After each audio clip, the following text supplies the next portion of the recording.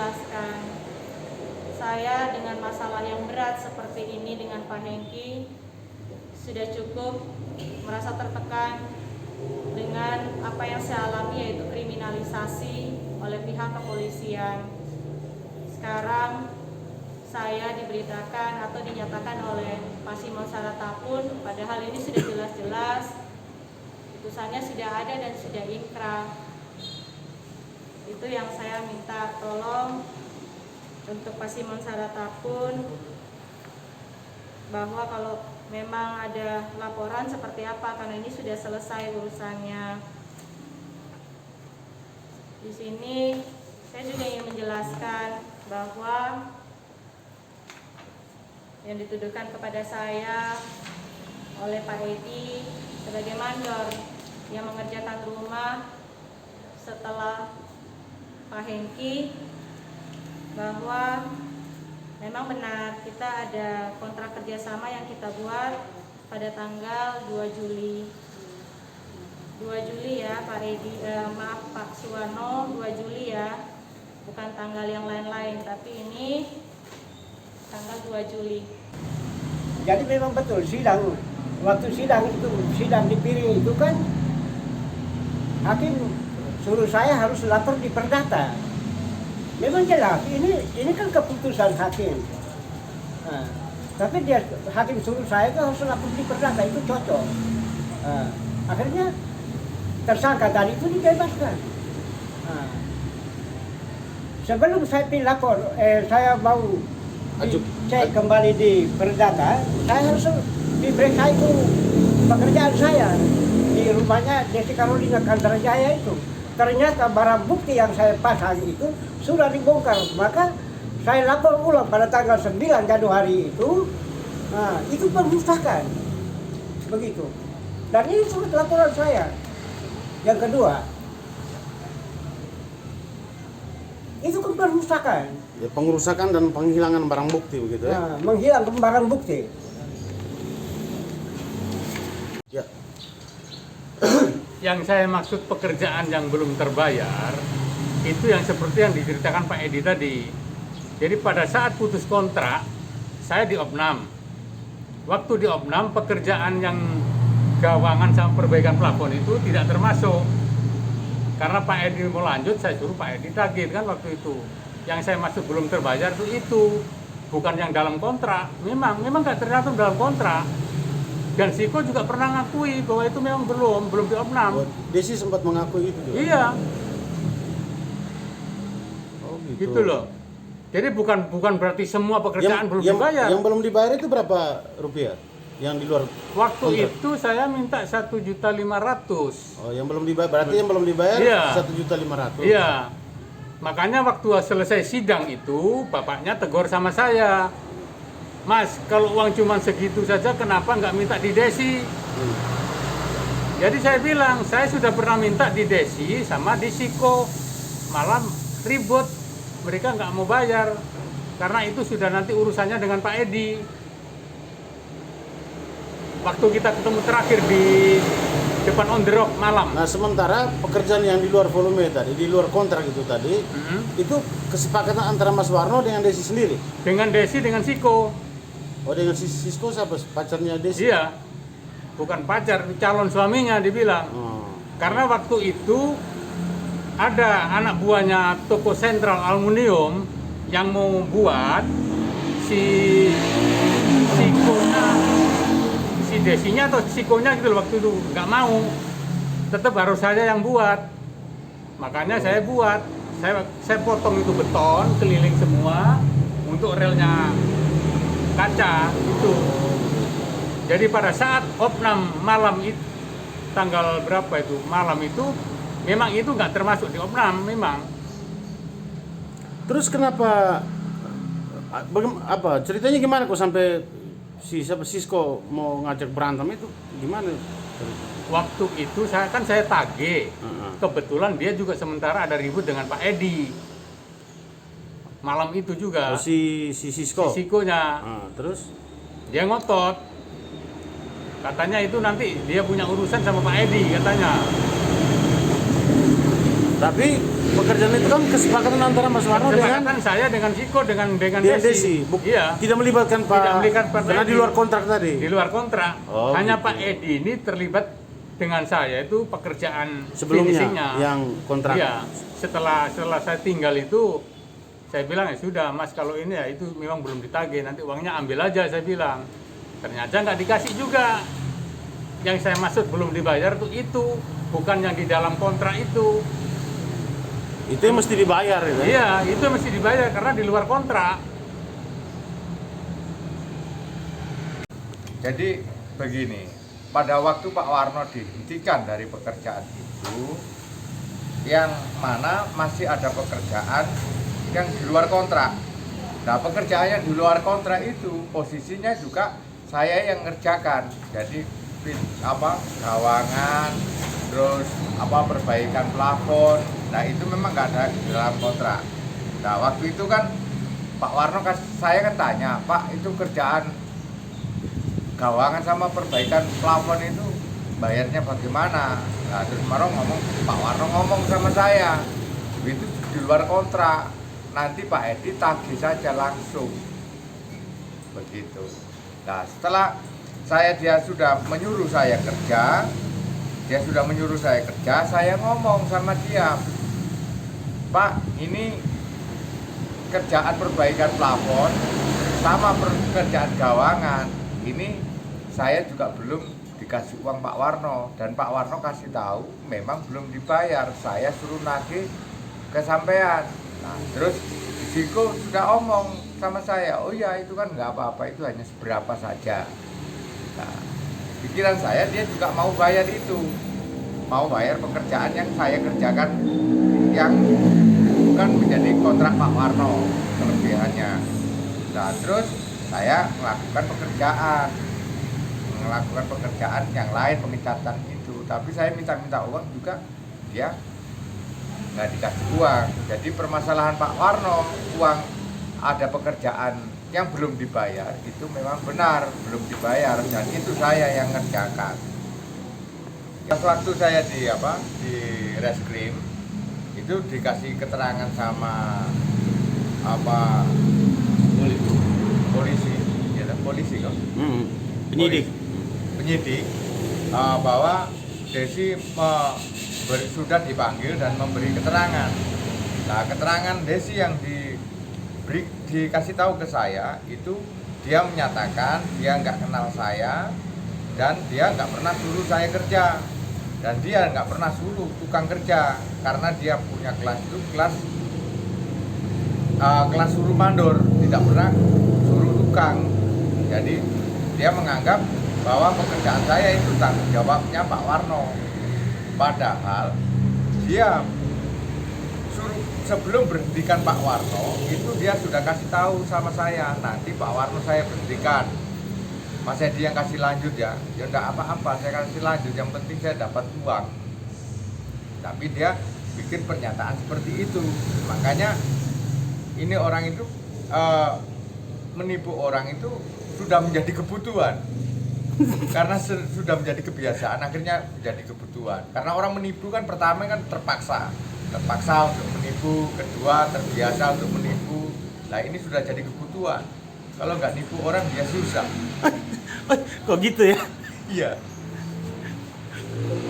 Jadi kalau menipu orang baru dia ada rasa bahagia. Ini si Desi. Iya. Ini saya kasih tahu sama Desi agar lebih cepat sadar lah. Setiap kebohongan itu harus diikuti oleh kebohongan yang lain untuk menutupi kebohongan pertama. Jadi kebohongan itu adalah seperti bawang merah. Dia berkulit tapi tidak berisi. Jadi kalau kebohongan kamu dikupas, akhirnya habis. Ujung akhir dari kebohongan adalah kehabisan akal. Yang sekarang lagi kamu alami kehabisan akal. Kamu harus menyadari bahwa kebenaran adalah milik Tuhan. Kita benar karena pemberian Tuhan. Keadilan adalah milik Tuhan. kita mendapat keadilan itu adalah karena pemberian Tuhan. Ya mungkin begitu saja. Dia yang tadi pagi bahwa Ibu Desi mengklarifikasi media tadi pagi yang saya lihat, dia mengatakan bahwa kepolisian itu tidak sesuai prosedur. Sekali lagi mengatakan kepolisian tidak sesuai prosedur. Katanya baru 1 minggu penyelidikan, tiba-tiba sudah naikkan ke penyidikan. 1 minggu kemudian tidak lama sudah dia ditetapkan sebagai tersangka. Dia diambil keterangan pun hanya 1 kali atau berapa tuh, tidak banyak begitu. Nah, dia bingung katanya. Saya mau katakan bahwa Ibu Desi itu berbohong. Berhentilah giring opini dengan pabrik atau masyarakat yang ada ini.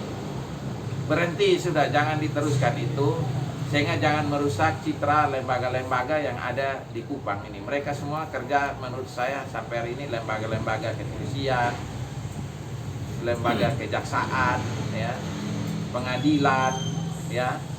Saya pikir sampai hari ini belum ada kasus-kasus yang menurut Ibu Desi itu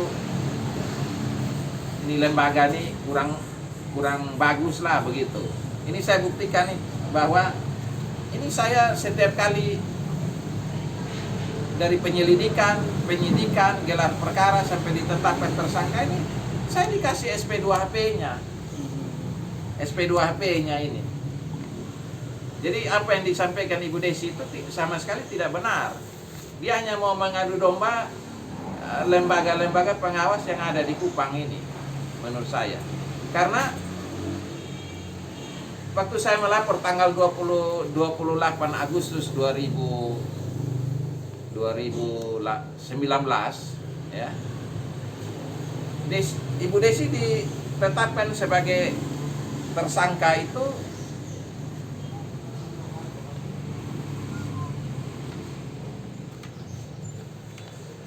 di bulan Februari 2020. Ya, bayangkan itu, coba dihitung. Karena 28 Agustus 2019 saya hitung saya mulai September ya. Berarti September, Oktober, November, Januari, Februari.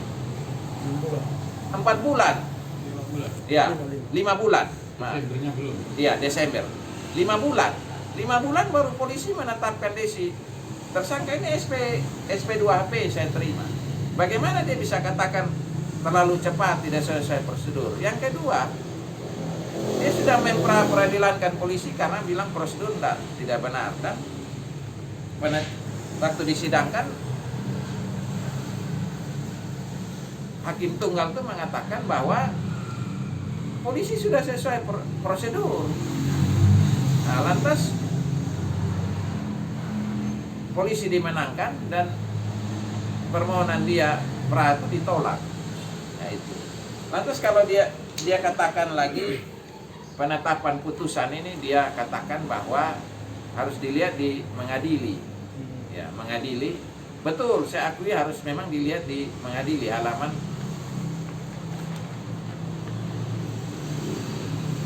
36 yang Ibu Desi tunjukkan, halaman 36. Betul, mengadili bahwa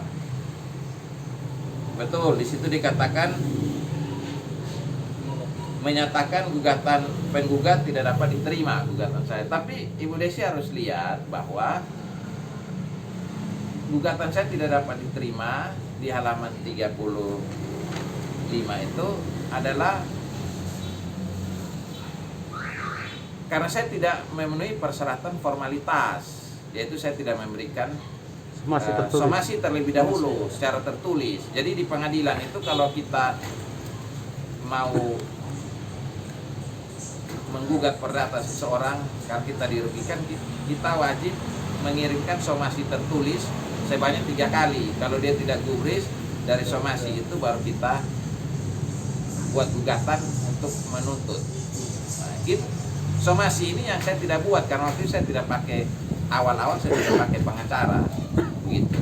Saya buat sendiri dan saya kasih masuk sendiri. Nah, jadi Ibu Desi harus tahu bahwa yang saya tidak penuhi di dalam gugatan saya itu sehingga diputus tidak dapat diterima adalah syarat formalitasnya, yaitu somasi. Tapi pokok perkara saya diterima di halaman 33. Ya. Pokok perkaranya saya diterima sehingga majelis hakim mengatakan bahwa di sini dikatakan, saya baca sedikit, dikatakan sehingga majelis hakim menilai posita gugatan penggugat telah diuraikan berdasarkan pada pasal 123, 124, 1243 KUHP Perdata serta fakta atau alasan-alasan menurut penggugat yang menjadi dasar ganti rugi sebagai akibat dari perbuatan wan prestasi yang dilakukan tergugat telah cukup jelas dan terang. Ya. Jadi di situ hakim sudah menyatakan memang telah terjadi wan prestasi. Dalam pokok perkara itu sudah dinyatakan seperti itu. Waktu saya konfrontir di Polresta waktu itu, di Polres Kupang Kota, karena ada sesi konfrontir antara saya dengan dia. Ibu Desi ini ngotot bahwa gugatan saya itu ditolak. Saya bilang kata ditolak dengan tidak dapat diterima kalau dalam pembahasan kamus bahasa Indonesia memang betul. Bahasa sehari-hari orang bilang ditolak sama juga dengan tidak dapat diterima. Tapi di dalam bahasa hukum, dunia peradilan bahasa hukum, maknanya berbeda. Kalau tidak dapat diterima, berarti bukan pokok perkaranya, tapi formalitasnya yang saya tidak penuhi. Bukti-bukti formal. Ya, bukti-bukti formalnya, mohon maaf, bukti-bukti formalnya yang saya tidak penuhi. Bukan, tapi pokok perkara saya diterima. Kalau ditolak, berarti Perkara juga ditolak. Permohonannya yang tidak diterima. Itu. Jadi Bu Desi harus tahu itu. Ya, kalau tidak tahu lagi ya baca saja kompisiana, yaitu ada klik saja ya muncul nanti di situ, tulis saja mengenai itu, nanti akan muncul itu seperti itu ya. Saya baca di situ, yaitu yang saya bisa terangkan ke Ibu Desi. Itu pun saya tanya ke beberapa pengacara, mereka bilang ya seperti itu, ditolak karena syarat formalitasnya yang saya tidak penuhi, yaitu somasi tadi. Tapi bukan pokok perkaranya. Lantas tidak dapat diterima, tidak, maknanya beda dengan ditolak. Jadi gugatan saya bukan ditolak, tapi tidak dapat diterima karena syarat formalitasnya tadi, somasinya yang saya tidak buat secara tertulis. Tapi pokok perkara saya diterima, makanya majelis hakim waktu itu mengatakan sudah terjadi wan prestasi. Nah itu satu. Yang berikut terakhir, waktu putusan ini turun saya mengakui itu NO betul, karena saya tidak melakukan syarat formal ya tadi, somasi tadi itu, makanya dinyatakan NO. Tapi kalau saya melakukan somasi, makanya tanggal 17 bulan 6 2019 penetapan putusan ini turun. Lantas saya teringat bahwa memang saya tidak somasi. Akhirnya tanggal 18 bulan 6 2019 saya bikin somasi langsung tertulis kepada dia sebanyak 3 kali. saya kirim dia pos bila tercatat, ya saya kirim dan isinya saya mengatakan tolong bayar kerugian saya. Kalau tidak bayar jangan otak-atik barang bukti karena saya mau buat tuntutan baru lagi. Nah dan saya baca pengacara saya bilang kalau penuhi somasi ini ya ajukan gugatan baru, tidak usah bikin lagi yang baru, yang lama saja itu dikasih masuk ulang. Nah, seperti itu. Nah, akhirnya dia tidak gubris, saya kasih masuk gugatan baru. Saya kasih masuk gugatan baru, tapi di perjalanan ya namanya kita sehari-hari hidup juga dengan orang-orang gereja. Dan mereka sarankan kepada saya, ada salah satu orang gereja juga, seorang hakim. Hanya saya dikasih akses nomor teleponnya, saya ingin share dengan dia. Hanya dia melayani share saya tapi via SMS. Lantas dia memberi saya saran itu tidak banyak, hanya dia bilang begini, kalau perkara itu melelahkan, dia bilang, jangan pernah pikir perkara perdata itu bisa menang dalam 1 tahun atau 2 tahun. Contohnya kalau saya menang, lawannya pasti banding. Lawan menang, saya banding. Nanti ada ke MA kita sudah puas, tahu-tahu PK lagi. Nah itu bisa 4-5 tahun itu prosesnya, melelahkan. Nah, lantas datang teman-teman saya yang sering persekutuan doa, mereka bilang, ya ada satu yang ngomong dengan saya juga terenyuh karena dia bilang begini, kalau Ibu Desi tidak bisa bayar, Pak, kan Tuhan bisa ganti itu.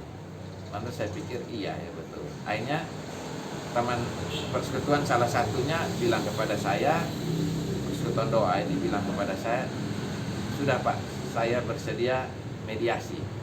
Kasih tahu rumahnya di mana, saya pergi. Maka sore itu kita pergi. Namanya Pak Paul Tulandi, orang Manado, umur 68 tahun.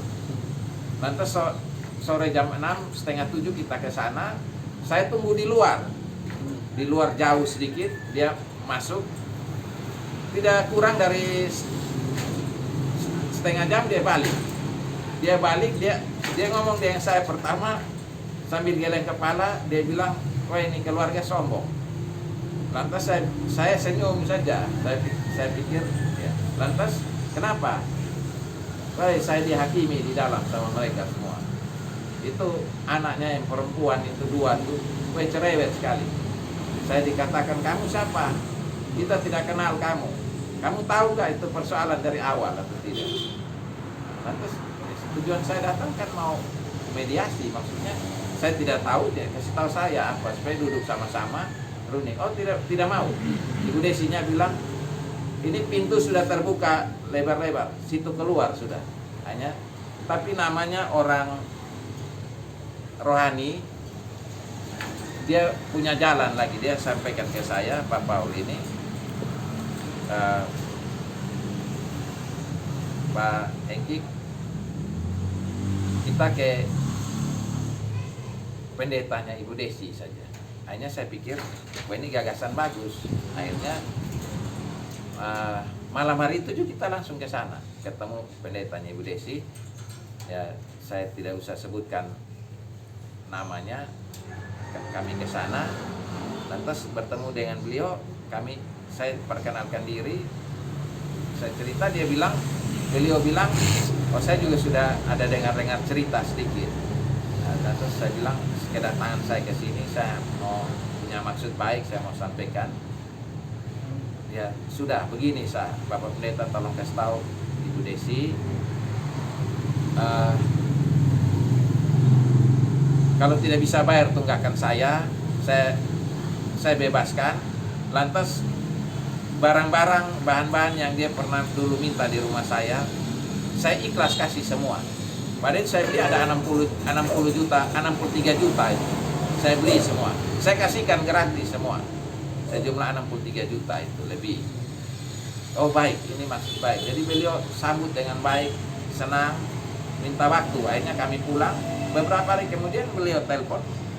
Saya datang lagi dengan teman ini, pendeta ke sana.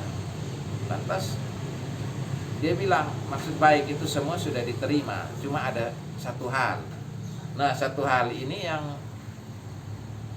dia berat untuk ngomong. Tapi akhirnya pun tahu juga dia ngomong. Dia bilang, Ibu Desi minta Pak harus kasih dia lagi tambah uang 250 juta. Weh, saya kaget. Sudah saya ikhlaskan ini barang tidak di tunggakan saya tidak dibayar, sudah saya ikhlaskan. Barang lagi yang saya beli 63 juta lebih saya kasih gratis. Karena di proyek saya main perumahan juga. Saya selalu menyetok barang dulu baru saya kerja biar tukang itu juga tidak lambat ya, artinya kerjanya bisa lancar ya. Ada barang-barang kecil yang memang nanti kita beli, tapi itu kalau sudah menyangkut kayak instalasi, kayak pasang-pasang finishing ya, seperti list plafon ya, atau alat-alat listrik apa, itu memang kita beli belakang. Tapi kalau untuk pekerjaan-pekerjaan yang besar saya langsung stop semua. Lantas habis itu saya bilang kepada Pak Pendeta, ini Desi ini tidak punya akal sehat lagi. Hanya beliau juga berpikir, ya sudahlah saya tidak mau lanjutkan lagi untuk membicarakan ke Ibu Desi, mintalah berdoa. Mari kita berdoa. Ya sudah, kita berdoa. Pak Pendeta doa. Habis doa Pak Pendeta bilang, biarlah nanti kuasa Tuhan yang dinyatakan. Akhirnya kami salaman pulang sudah. Saya 1 minggu kemudian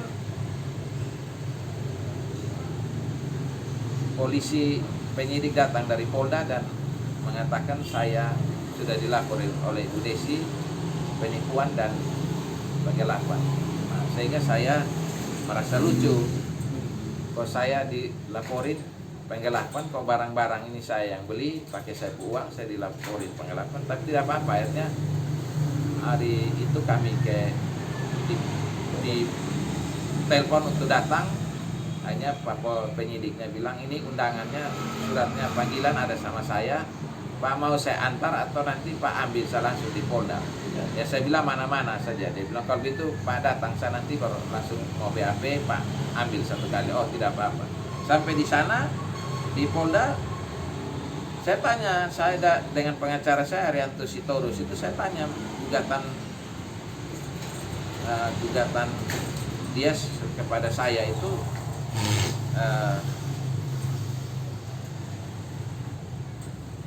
dasarnya apa? Lantas penyidiknya ambil kopi-kopi nota pembelanjaan, nota antar barangnya itu. Lantas saya ambil dari tas saya kasih tunjuk. Ini nota pembelanjaan aslinya ada saya, nama saya sendiri. Lantas pengiriman barangnya juga ditaruh situ atas nama saya. Dan saya beli ini semua puluhan juta lewat kartu debit saya BCA. Ini print outnya ada, mereka lihat semua, penyidik, oh iya benar ini. Lantas akhirnya sudah saya bilang BAP habis itu berapa hari kemudian bilang polisinya mau datang foto, nggak apa-apa foto lah barang bukti itu. Akhirnya sampailah di terakhir, akhirnya polisi itu bilang saya barang lainnya di mana Pak? Saya bilang sudah pasang di TKP. Akhirnya kita sama-sama ke TKP. Sampai di sanalah saya lihat barang-barang saya semua yang dipasang itu sebagian besar sudah hilang, dibongkar. Sebagian sudah dibongkar, hilang. Lantas akhirnya saya ketemu pemborong yang dari Ibu Desi yang nama Mas Suwarno. Lantas Mas Suwarno mengatakan, saya tanya siapa yang bongkar Mas? Oh saya sendiri, kami yang bongkar atas perintah Ibu Desi. Oh ya, enggak apa-apa, nanti kalau Mas dipanggil sebagai saksi datang. Iya. Oh, ini ada masalah Pak. Iya, ini rumah masih sengketa. Oh, saya tidak tahu. Saya tidak diberitahu sengketa. Akhirnya sudah.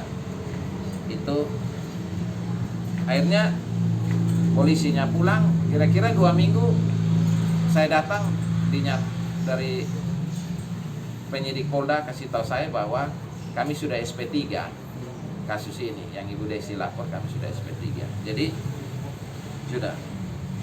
Nah, dari dasar itulah saya ada bertemu salah satu anggota polisi, cerita-cerita di depan sana. Lantas dia bilang, ya Pak punya hak lapor balik. Lantas saya pikir-pikir, ya sudah saya laporkan ke Polresta saja. Laporannya sama, penipuan penggelapan. Akhirnya penyidik turun melakukan penyelidikan, ada saksi-saksi semua. Saya punya perjanjian diambil, perjanjian termin diambil, lantas nota-nota pembelanjaan, print out bank, lantas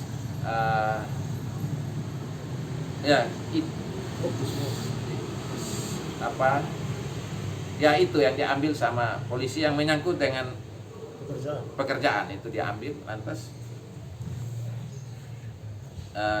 sudah hanya diperiksa itu. Jadi saya mau katakan bahwa saya sudah somasi Ibu Desi, bukan tidak ada somasi.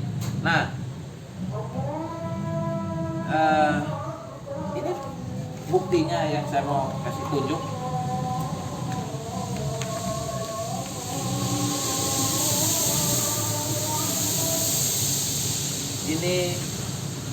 Ini asli rumah Kopel yang awal. Lantas saya diberhentikan dengan posisi saya sudah rubah jadi rukan. Di dalam sudah sebagian besar sudah hampir selesai. Tinggal di depan, kami pikir ini paling terakhir, nanti tinggal kami plester, langsung kami acian, kami no drop. Atau kami langsung plester, kami langsung no drop saja. Begitu, kami sudah siapkan begitu, tengah pasang pintu-pintu, jendela, sama ada satu kamar mandi di sini yang tinggal kami cor deknya. Sudah, itu selesai. Jadi ini pekerjaan. Nah, ini aslinya. Kalau Ibu Desi bilang semuanya masih seperti asli, tidak diotak-atik, barang buktinya ada di situ, itu perkataan Ibu Desi tidak benar. Ini barang sudah terpasang semua seperti ini, sekarang dia bongkar dan jadi seperti ini. Lihat ini. Ini tadi jendelanya di sini, jendelanya ini sekarang jendelanya sama kusen dicopot, hanya dibikin lubang-lubang angin kayak begini. Ya. Lantas pintunya tadi ada di sini, ini pintunya. Sekarang pintunya tidak ada. Ompong melompong begini saja. Ini hasil yang kami foto di TKP. Jadi menurut saya Ibu Desi stop dengan pernyataan-pernyataan yang menyudutkan orang lain. Ya, menurut saya tidak perlu lagi Ibu Desi seperti itu. Demikian. Terima kasih. Ya. Mungkin Beto minta cerita singkat saja inti ketidakpuasan Om terhadap proses hukum yang Om layangkan selama ini. Tapi Om cerita singkat saja, bisa buat. Ketidakpuasannya itu apa sebenarnya? Jadi saya cerita ulang lagi sedikit begini ya. Barangkali ini berita yang bisa dimuat. Kalau tadi cerita saya hanya sebagai cerita supaya dari awal para wartawan bisa tahu. Tapi saya mau cerita singkat begini. Kembali lagi yang saya mau katakan, saya persingkat. Kalau Ibu Desi katakan bahwa satu minggu dari penyelidikan tiba-tiba sudah dinaikkan ke penyelidikan, ya, lantas 1 minggu atau 10 hari kemudian tiba-tiba sudah ditetapkan tersangka, ya,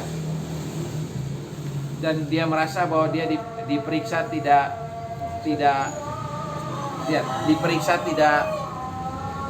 sesuai dengan aturan. Saya melihat bahwa justru Ibu Desi tidak kooperatif di dalam polisi memanggil dia. Saya melihatnya itu. Karena ada penyelidikan itu 3 kali dipanggil, saya tahu saya Ibu Desi tidak datang, dia menganggap remeh panggilan polisi itu. Nah, dan kalau Ibu Desi bilang bahwa cepat sekali polisi menetapkan dia tersangka, ini saya punya bukti. 5 saya dapat SP2HP setiap kali ini, begini banyak nih Pak, SP2HP ini. Itu Desi ditetapkan jadi tersangka tuh 5 bulan Pak, bukan waktu yang singkat. Nah yang kedua, kalau dia katakan di lokasi itu, oh barang-barangnya ada baik semua, ya barang-barang ada baik semua, tidak ada yang otak-atik, ada tersusun di situ terpasang rapi.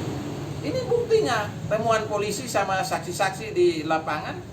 Ini pintu-pintu sudah saya pasang, jendela dia bongkar, bikin batu angin seperti ini, pintunya hilang, tidak ada.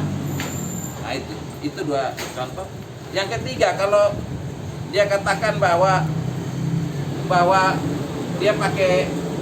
dia pakai ahli Poltek, untuk menghitung hasil pekerjaan. Justru di sidang perdata 297 saksi ahli itu hadir dan memberikan keterangan.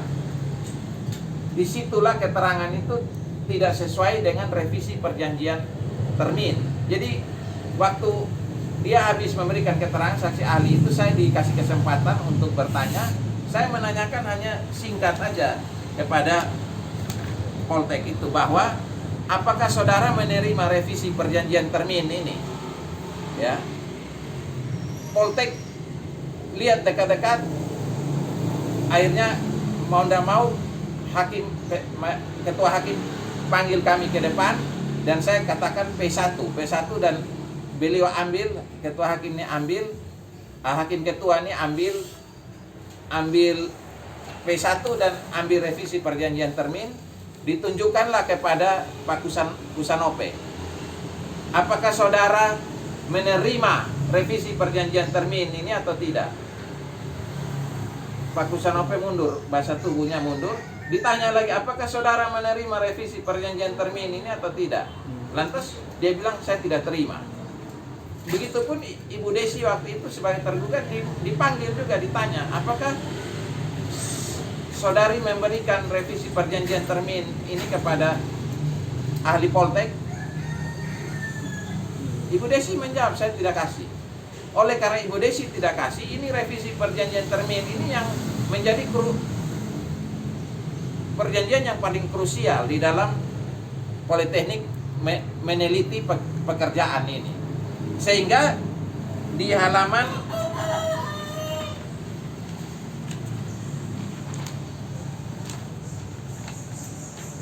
di halaman 30 nanti bisa lihat bahwa hasil penelitian Poltek tidak sama dengan revisi perjanjian termin yang Ibu Desi minta dibuatkan lagi kepada dia. Ya, contohnya di termin 1 tidak ada pemasangan keramik, di hasil penilaian Poltek dikatakan ada pemasangan keramik. Lantas di termin 4 di situ dikatakan di revisi perjanjian termin dikatakan serah terima kunci, terima uang, sedangkan hasil Poltek di termin 4 dikatakan ada 17 item pekerjaan, 6 pekerjaan telah selesai, 9 item belum selesai. Nah, sehingga ini selalu Ibu Desi umbar di media bahwa dia pakai Poltek, jadi pekerjaan saya baru di bawah 50%. Karena dia tidak berikan revisi perjanjian termin ini kepada Poltek. Dan kami sudah bertemu dengan wakil direktur bidang kerjasama, dan wakil direktur bilang bahwa mereka baru pertama kali melayani masyarakat. Jadi ini satu pengalaman baru. Jadi ke depan nanti mereka akan memperbaiki. Kalau kami minta, kalau ada masalah seperti ini, dua belah pihak diundang supaya ada verifikasi perjanjian. Jadi dalam hal ini saya mau katakan Poltek tidak salah. Poltek sudah benar meneliti, cuma Desi yang tidak memberikan semua perjanjian, dia menyembunyikan revisi perjanjian termin ini. Nah itu yang mau saya sampaikan. Jadi terakhir, memang betul ini penetapan putusan ini turun NO ini karena saya oleh majelis hakim dikatakan tidak melakukan somasi terlebih dahulu kepada Ibu Desi. Jadi kalau makanya penetapan ini turun, saya langsung somasi. Tanggal 17 bulan 6 2019 penetapan ini turun. Tanggal 18 bulan 6 2019 saya langsung mengirimkan somasi ini somasinya kepada Ibu Desi supaya Ibu Desi saya minta kerugian saya dibayar, kalau tidak bayar jangan otak-atik barang bukti karena saya akan gugat ulang. Nah begitu. Tapi Ibu Desi tetap membangun. Jadi ini yang perlu saya sampaikan. Yang terakhir, Ibu Desi mengatakan bahwa bukan dia berhentikan saya, tapi saya yang berhenti sendiri, tidak kerja. Ini saya mau katakan, ini WA Ibu Desi kepada saya. Per hari tanggal ini kami proses hukum saja, terima kasih. Orang yang tidak punya harga diri saja yang kalau baca seperti ini dia masih mau kerja terus. Menurut saya. Nah, tapi saya masih menunggu untuk dia menarik ucapan dia di WA ini. Entah dia nanti bilang saya kilaf, mohon maaf, WA saya ini saya kilaf. Dia tidak pernah tarik sampai dengan saya kasih masuk gugatan ini ke gugatan perdata menuntut dia di pengadilan. Dan malah dia datang ke rumah saya, ke showroom saya, sama pegawai saya, dia intimidasi bahwa tidak usah takut, kami tidak kasih rusak barang-barang dalam tempat ini. Nah saya keluar, saya bilang, lo kan sudah WA saya per hari tanggal ini kami proses hukum saja. Malah bukan tarik omongan itu, dia bilang, betul saya sudah berhentikan kamu. Mana barang-barangnya bangunan, saya mau ambil. Sehingga saya menganggap ini sudah resmi dia memberhentikan saya. Dan yang tadi saya bilang bahwa di penetapan halaman 33 Majelis Hakim sudah menyatakan bahwa memang telah terjadi wan prestasi yang dilakukan tergugat kepada saya. Gitu. Jadi ini yang saya mau sampaikan kepada teman-teman media. Saya meluruskan, ya kalau ditanya tadi apa saya kecewa dengan ada proses hukum ini, saya mengatakan saya tidak kecewa. Karena saya mau katakan bahwa kinerja polisi dan kejaksaan menurut saya sudah bagus. Memang ada sedikit agak lama. Sebagai pribadi saya bertanya-tanya. Saya juga pernah mempertanyakan ke kejaksaan, Kejari maupun ke Kajati.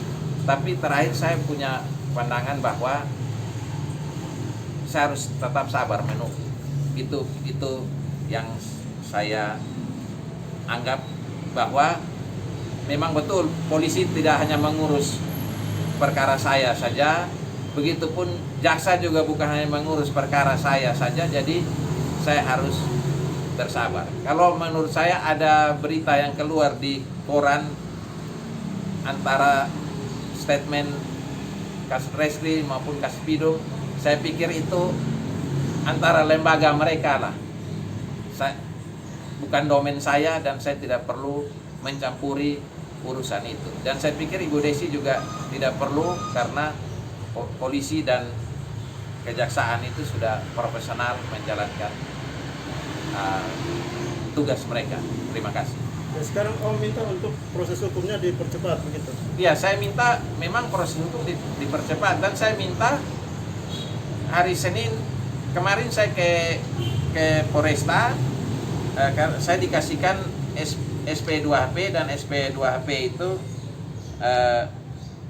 sudah dinyatakan bahwa memang formil P21 dari pihak Kejari sudah berikan kepada penyidik atau kepada Polres Kupang Kota. Dan kemarin penyidik Bapak Brigpol Marlon Adrian Tanamal mengatakan bahwa hari Senin mereka sudah pelimpahan, mereka sudah menyerahkan barang bukti dan tersangka. Jadi kemarin katanya mereka sudah bersurat ke tersangka. Kalau hari Senin tersangka tidak datang untuk memberikan diri, maka mereka akan mengirimkan surat yang kedua sekaligus langsung menjemput. Jadi saya tidak mencampuri itu, saya serahkan semua proses hukum ini kepada kepolisian dan kejaksaan karena mereka yang lebih berwenang. Dan yang saya harapkan kalau memang sudah pelimpahan, sebaiknya kejaksaan, kalau memang LP kejaksaan belum boleh menerima tahanan, saya dan para korban meminta kalau bisa kejaksaan menitipkan kembali tersangka di Polres Kupang Kota demi kelancaran sidang. Menurut saya seperti itu. Dan closing statement saya ialah saya minta Ibu Desi berhenti membicarakan kriminalisasi karena tidak ada yang kriminalisasi Ibu Desi. Ibu Desi menjadi tersangka dan ditahan atas perbuatannya sendiri. Tidak ada yang iri hati dengan dia atau benci. Kami semua ini korban. Terima kasih. Sekali lagi bahwa sampai sekarang itu WA-nya Ibu Desi masih ada sama saya. Jadi kita tidak bisa ngomong di ring opini, tapi kita omong harus berdasarkan fakta real. Sehingga tadi saya ulangi, ini WhatsApp Ibu Desi, ini Caroline ada simbol wedding shop-nya, ini tidak akan hilang. Karena ini hak paten dia, tidak akan hilang dan tidak bisa dipalsukan oleh orang lain. Ya, ini WhatsApp, nomornya bisa dicek di Telkomsel ya. Nah, WhatsApp dia mengatakan bahwa per hari tanggal ini kami proses hukum saja. Terima kasih. Kembali lagi saya mau